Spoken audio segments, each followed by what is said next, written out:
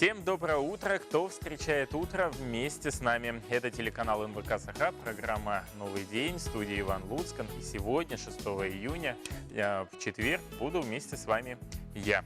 Сегодня у нас отмечается во всем мире, благодаря Генеральной Ассамблее ООН, День русского языка. Понятно, что он приурочен ко дню рождения известного русского поэта, писателя Александра Сергеевича Пушкина. Кроме этого, этот день в истории еще связан с весьма интересными датами. Так, в 1971 году был запуск советского космического корабля «Союз-11» и к орбитальной станции «Салют-1». В этот же день, но спустя 8 лет, был тоже произведен запуск советского беспилотного космического корабля «Союз-34», и уже орбитальная станция называлась «Салют-6». А еще один интересный случай в истории. Оказывается, до 1664 года и именно до 6 июня известный город в Америке, Нью-Йорк, назывался Новый Амстердам. А все это было связано с тем, что он был основан голландскими колонистами. Вот такие интересные факты из истории, связанные с сегодняшней датой 6 июня. А теперь поговорим о погоде. По данным Якутского управления по гидрометеорологии и мониторингу окружающей среды, в центральных улусах ожидается днем плюс 23, плюс 25, в Заречье утром было плюс 14, плюс 19, днем столбик термометра поднимется до плюс 22, плюс 26, на юге утром плюс 11, плюс 13, днем тоже 22-26, в Вилюйских улусах 8-13 градусов, днем 25-26, в Нижнеленских улусах утром плюс 11, плюс 12, днем 21-23, на западе плюс 13, плюс 16, днем плюс 19, плюс 28. Но в Колымо-Нигирской группе районов еще отрицательная температура. Утром минус 1 до плюс 9, а днем минус 4, плюс 18.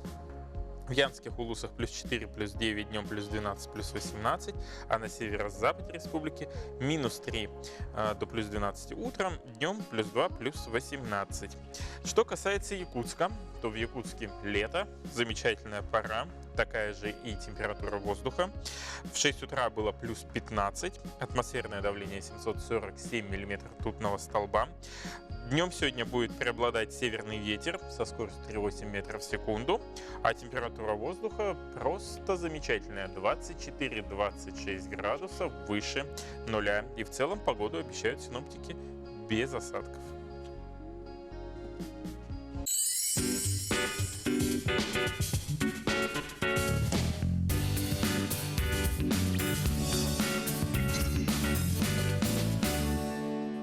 Спасибо, коллеги, а мы продолжаем наш эфир. И вот еще одна новость, связанная с сегодняшней датой. Сегодня, 6 июня, состоится семинар в Якутске по очень такой важной теме. Основные требования природоохранного законодательства. Примут участие специалисты федеральных и региональных органов власти. И этот семинар будет направлен для юридических лиц и индивидуальных предпринимателей федерального и регионального уровня надзора на безвозмездной основе. Что самое важно, этот будет семинар, он будет проходить в Высшей школе инновационного менеджмента, что по адресу проспект Ленина 1. Далее о том, какие основные нововведения произошли в природоохранном законодательстве, расскажет руководитель департамента по экологической безопасности и правовой экспертизы Минэкологии Республики Вера Степановна.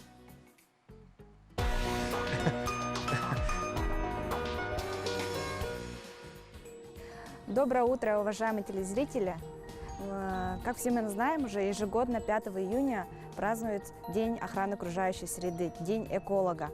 И в связи с этим Министерство экологии, природопользования и лесного хозяйства 6 июня проводит семинар для юридических лиц и индивидуальных предпринимателей именно по требованиям природоохранного законодательства. В данном семинаре будут выступать лекторами как специалисты Министерства экологии, природопользования и лесного хозяйства Республики Саха-Якутия, так и федеральные органы. Это Управление Росприроднадзора по Республике Саха-Якутия, Управление Роспотребнадзора по Республике Саха-Якутия, Ленское бассейное водное управление. В данном семинаре будут рассмотрены вопросы, которые на сегодня очень актуальны в природоохранном законодательстве.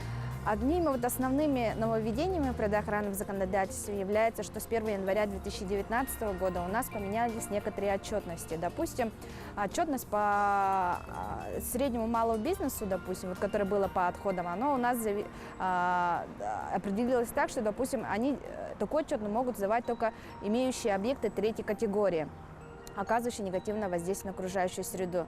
Также в зависимости от категории есть такие новые отчетности появились, как отчетность по производственно-экологическому контролю, что нужна обязательно такая разработка такого программы экологического контроля.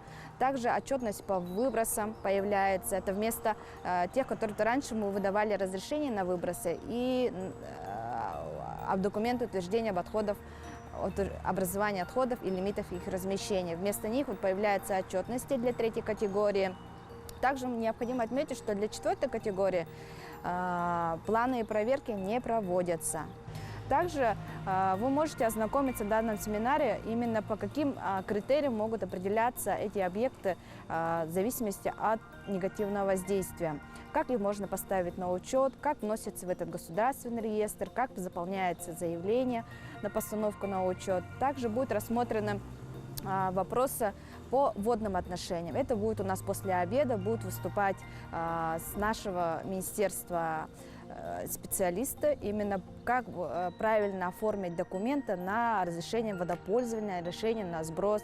Также представитель Ленского бассейнового водного управления расскажет, как предоставлять отчетность, когда их предоставлять, данную отчетность, и какие именно могут быть обычно вот замечания, какие бывают, да, с их стороны при заполнении данных отчетностей. А также будет представитель Роспотребнадзора, который тоже расскажет по санитарно-защитным зонам. Я думаю, что будет очень всем интересно послушать. Данный семинар у нас проводится на безвозмездной основе, могут принять все юридические лица и индивидуальные предприниматели.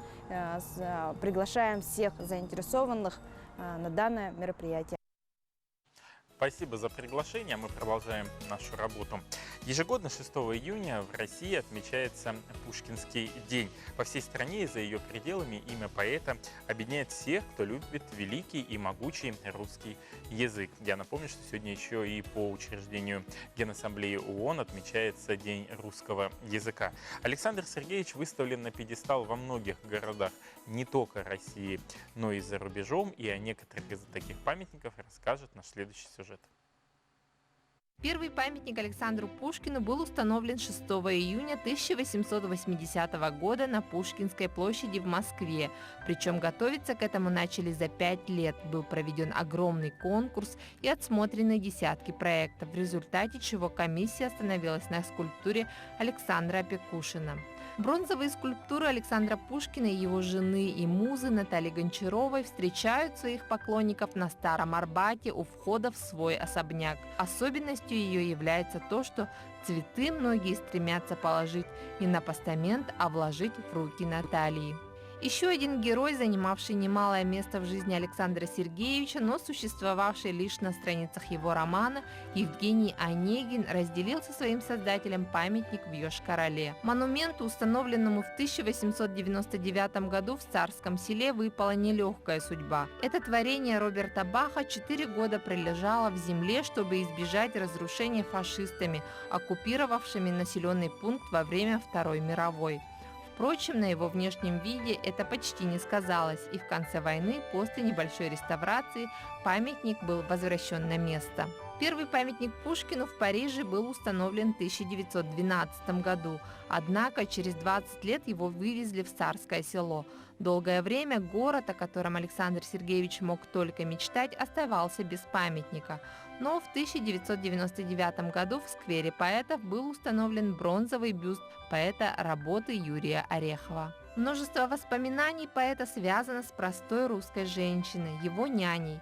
Арина Родионовна, рассказывавшая маленькому Саше добрые сказки, а затем поддерживавшая его во время ссылок, также увековечена в скульптуре рядом со своим воспитанником. Композиция, стоящая в одном из скверов Пскова, изображает старушку, внимательно взирающую на человека, заменившего ей детей и ставшего главным смыслом ее жизни.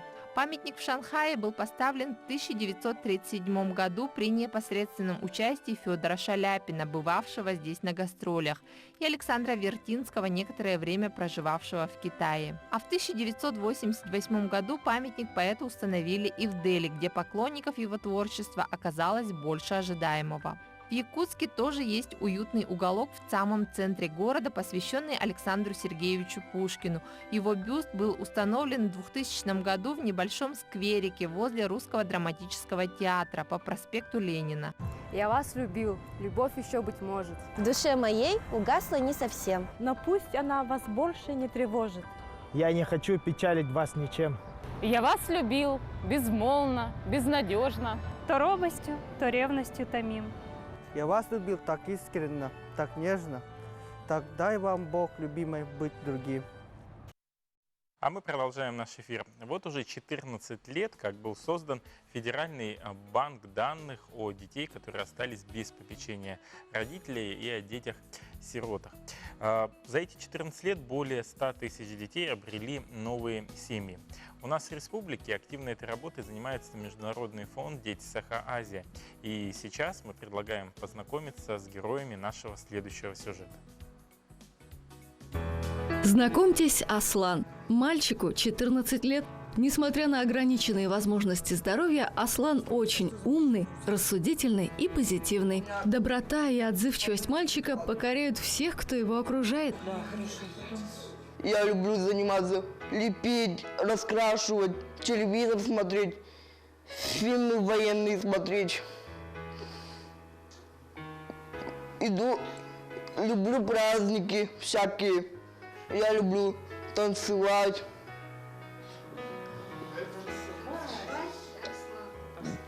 Да, танцевать могу. Я мечтаю стать полицейским. Мы очень надеемся, что найдутся те, кто примет Аслана в свою семью и поможет реализовать его мечту.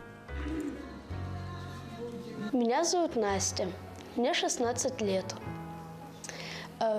Я учусь в 9 классе.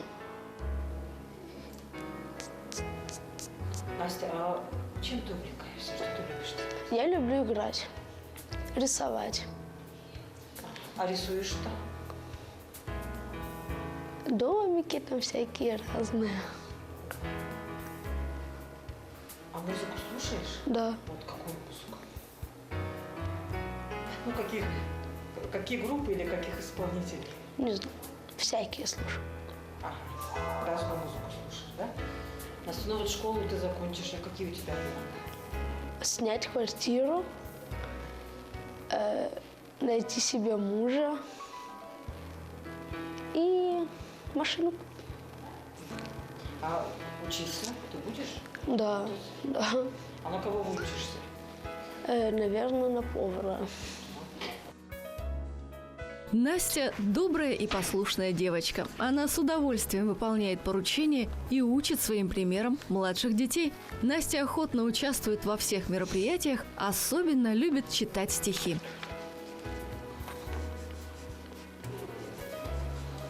На дорожку птичка прыг, разбивая чих-чирик, стало солнце прикрывать, нам пришла весна опять.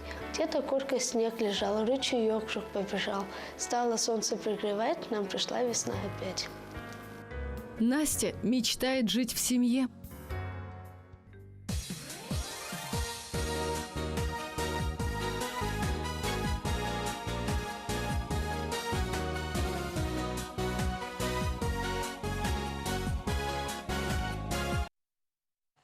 Доброе утро и приятного аппетита, если вы сейчас завтракаете или только собираетесь готовить какую-нибудь вкусняшку, которую вы перекусите или на работе, или сейчас. А мы продолжаем нашу работу. В настоящее время в Аймяконскую библиотечную сеть входят 6 филиалов библиотек. Библиотечное дело Аймякония в 2020 году отметит уже 95-летний юбилей. Далее сюжет от наших коллег из Аймяконского вуза. Как говорил Александр Блок, книга – великая вещь, пока человек умеет ею пользоваться. Вообще для Северной библиотеки это считается очень большой библиотекой. В библиотеке много читателей. Много читателей и в детской библиотеке. Здесь маленькие читатели любят слушать сказки или сами читают.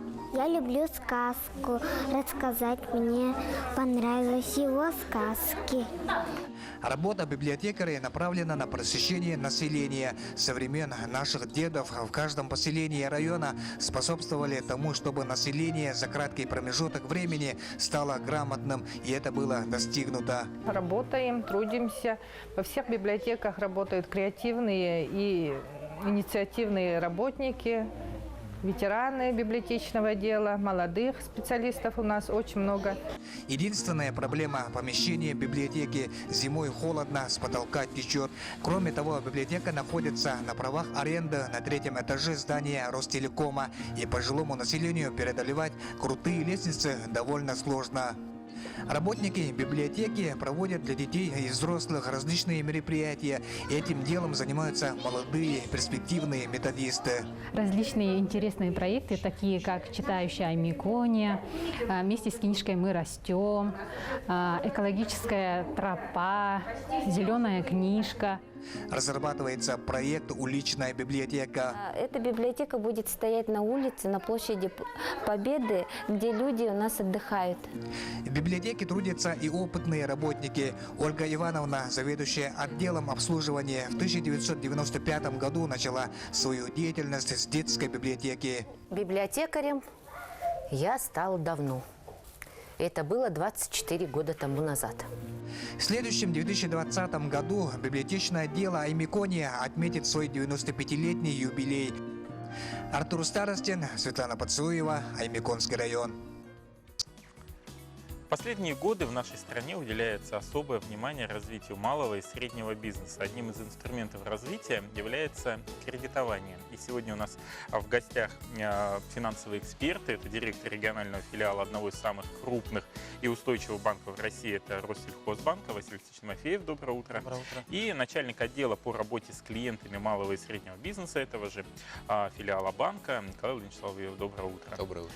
Ну, наверное, первый вопрос вам, Василий Васильевич. Вот какие есть на данный момент инструменты по поддержке малого и среднего бизнеса, которые используются в Россельхозбанке? Ну, в целом, вот, для малого и среднего бизнеса традиционно это кредитование на пополнение оборотных средств. Ну, плюс к этому еще сейчас идет активно инвестиционное кредитование. Это имеется в виду там, на покупку оборудования, техники, там, на строительство. Также банк предлагает документарные операции, это банковские гарантии, аккредитивы, ну, разные формы вот, есть, факторинги. Поэтому по всем этим программам Россельхозбанк активно работает. Ну, вот, всегда, когда слышим название Россельхозбанк, сразу ассоциация сельхоз, значит, что-то там с техникой, сельским хозяйством. Только ли сельское хозяйство или еще какие-то другие сферы? Ну, исторически, вот все-таки банк начинал работать с отраслью сельского хозяйства. Ну, мы и продолжаем работу с сельским хозяйством. Но на текущую дату банк является универсальным. Кредитование, предлагаем кредиты не только сельскому хозяйству, но и всем отраслям экономики. Торговля, строительство, услуги. Все отрасли и разные есть продукты по этим программам. Ну, да, Николай Владимирович, теперь уже подробнее о продуктах. Что вы можете предложить непосредственно представителям малого и среднего бизнеса? Ну, продукты у нас, как Василий Васильевич отметил, соответственно, есть как традиционные, так и, собственно говоря, мы реализуем все механизмы поддержки государственной. То есть на текущий момент, допустим, к примеру, по линии Минсельхозразвития это льготное кредитование по ставке не выше, чем 5% годовых, а по линии Минэкономразвития это льготные кредиты по ставке не более 8,5% годовых. Данные программы пользуются в малом и среднем бизнесе очень большой популярностью и получают высокий отклик от предпринимателей. Но это вот текущая ситуация, а есть какие-то, возможно, планы на будущее вот, по развитию каких-то новых инструментов?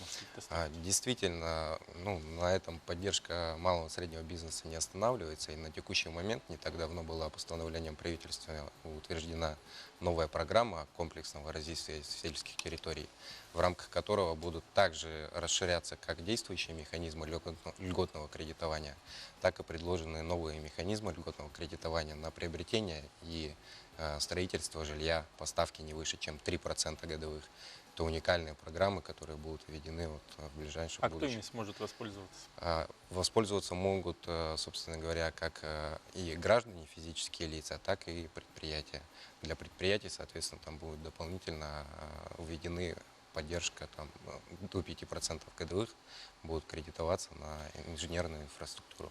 Вот сразу просто возникает вопрос, да, иногда люди получают отказ при оформлении кредита, как предприятия, так и физические лица, там, что ипотеки, что потребительские. С чем чаще всего связаны отказы и вот с какими трудностями сталкивается малый и средний бизнес вот при оформлении кредита? Ну, традиционно, на самом деле, когда предприятие обращается, допустим, например, за кредитом, возникает там две сложности, два острых вопроса. Это наличие собственного ликвидного обеспечения, предоставляемого в банк, то есть его отсутствие. А второй вопрос – это, соответственно, предоставление финансовой отчетности. Если с первым вопросом банки научились работать, то есть на текущий момент предоставляются различные программы под залог приобретаемого имущества, оборудования, либо недвижимости, допустим, к примеру, принимаются в качестве обеспечения различные гарантии от фондов, поручительства фондов и прочие механизмы, да? Соответственно, то вот по второму вопросу на текущий момент наблюдаем ситуацию, когда предприятия уходят в оптимизацию налогооблагаемой базы и, соответственно, тем самым занижают показатели своего финансового результата.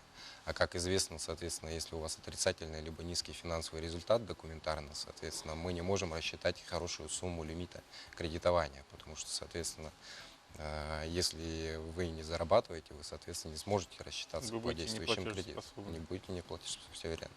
Ну, то есть, получается, главный совет, честно показываете. Максимально выходить из тени, да, действительно, и находить какой-то баланс, соответственно. Вот по поводу онлайн-сервисов, наверное, хотелось бы задать вопрос, наверное, вам, Василий Васильевич, да? Активно уже используются различные цифровые формы для работы и с населением, и с юридическими лицами. Вот какими инструментами пользуется в данном случае Россельхозбанк? Ну, в Россельхозбанке есть интернет-клиент-банк традиционный, и плюс к этому новая разработка – это мобильный банк-клиент, бизнес-онлайн называется. Ну, в рамках данных электронных площадок можно счет открыть, зарезервировать счет, депозиты открыть. Ну и с прошлого года у нас работает там курс доллара. Можно кнопочку нажать и, соответственно, на текущую дату, в зависимости от рынка, увидеть уже курс купли-продажи долларов. Поэтому вот спектр широкий, поэтому пользуйтесь активно.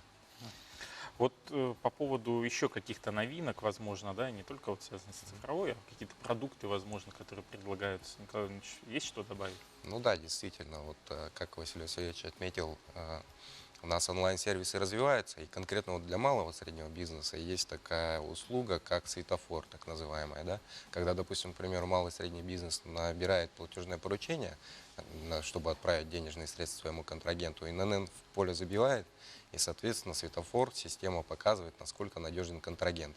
Например, красный цвет, это означает о том, что на текущий момент контрагент исключен из ЕГРЮ, собственно говоря, предприятие либо банкрот, либо на стадии банкротства, либо ликвидировано. Ну, как правило, мы часто сталкиваемся с ситуацией, когда предприниматели, допустим, к примеру, отправляют денежные средства за товар, но по факту ни денег, ни товара не получают, а система помогает отслеживать это. Василий Васильевич, куда обращаться непосредственно за продуктами? Ну, Россельхозбанк располагается в 14 улусах. Это 3 улуса Вилюйской группы и Заречная группа улусов. Из дальних это Лёкминск, Ленск и Хандага. Ну и Ярославская 12 и Пушкина 12. Спасибо большое. Хочется пожелать вам удачи в вашей банковской сфере, надежных клиентов и, соответственно, отдачи. А сейчас мы прервемся на короткую рекламную паузу и далее продолжим.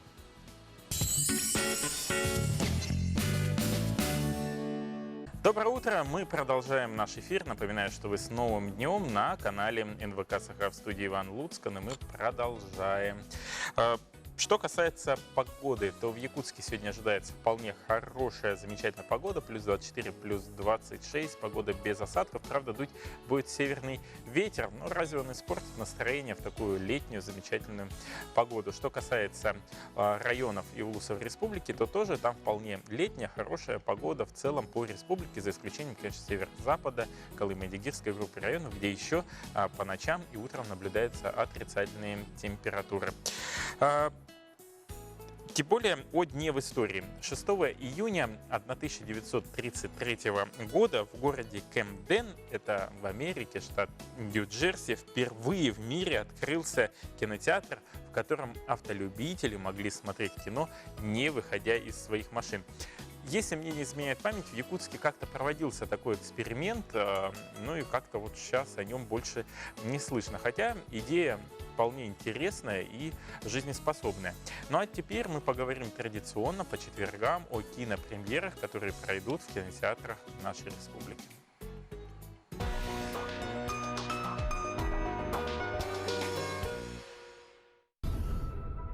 Дамы и господа НАСА, это Чарльз Ксавье. Помощь на подходе. Уже сегодня в кинотеатре «Лена» смотрите историю одного из самых любимых персонажей франшизы «Люди Икс» Джин Грей, которая разворачивается в тот момент, когда героиня превращается в культового темного феникса. Где Джин? Где она?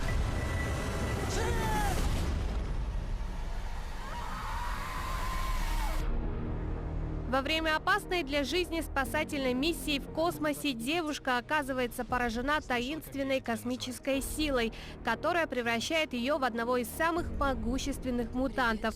В борьбе с этой все более изменчивой мощью и со своими собственными демонами Джин выходит из-под контроля, раскалывает семью Людей Икс и угрожает уничтожить всю планету. «Люди Икс. Темный Феникс» – самый мощный и эмоциональный фильм о команде мутантов. Это настоящая кульминация всей франшизы за 20 лет существования, поскольку семья мутантов, которую мы так полюбили, должна столкнуться с самым страшным врагом – одним из своих. Это плохая идея.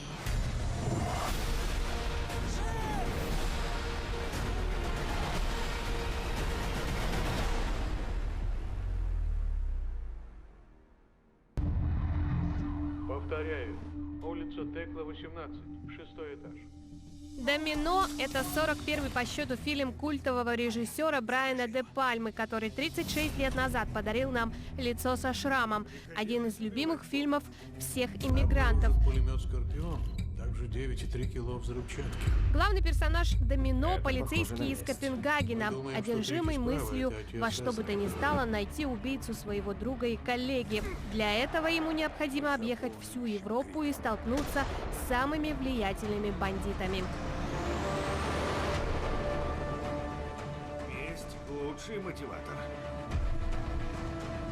Этот человек полон ненависти. Желаем вам отличного настроения и приятного просмотра. «Домино». Смотрите в кинотеатрах 6 июня. Сейчас медицина вышла на большие передовые уровни и предлагает различный набор диагностики, анализов для того, чтобы определить состояние будущей матери и будущего плода, который у нее развивается, и, возможно, выявить какие-то отклонения в его развитии. О правилах подготовки к сдаче анализов будущим мамочкам расскажет Виктория Сиктяева. Она является акушеркой Центра здоровья семьи и репродукции медицинского центра города Якутска. Регулярное обследование позволяет врачу следить за развитием малыша и течением беременности, и во время выявлять и устранять проблемы со здоровьем.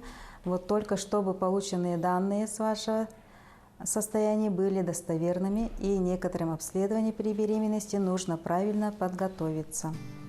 План исследований утвержден Министерством здравоохранения и рекомендован врачам женской консультации и центров планирования.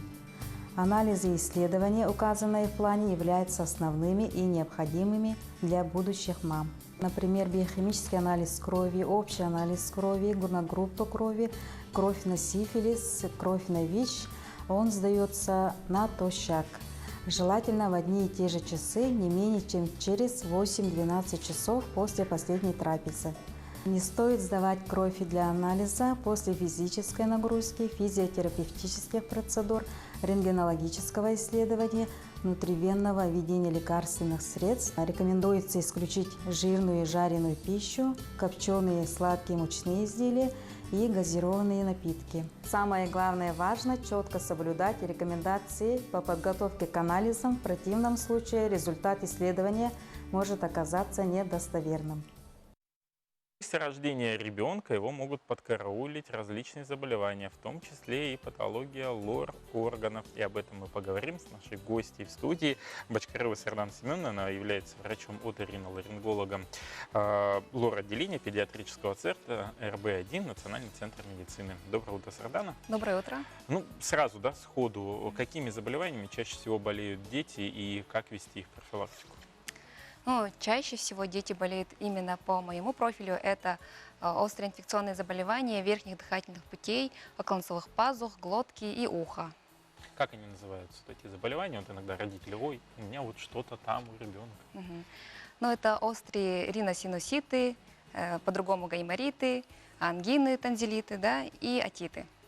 Как вести профилактику этих заболеваний, чтобы не допустить осложнения? Вот ребенок начал сопливить. Да? Дальнейшая тактика ведения родителей.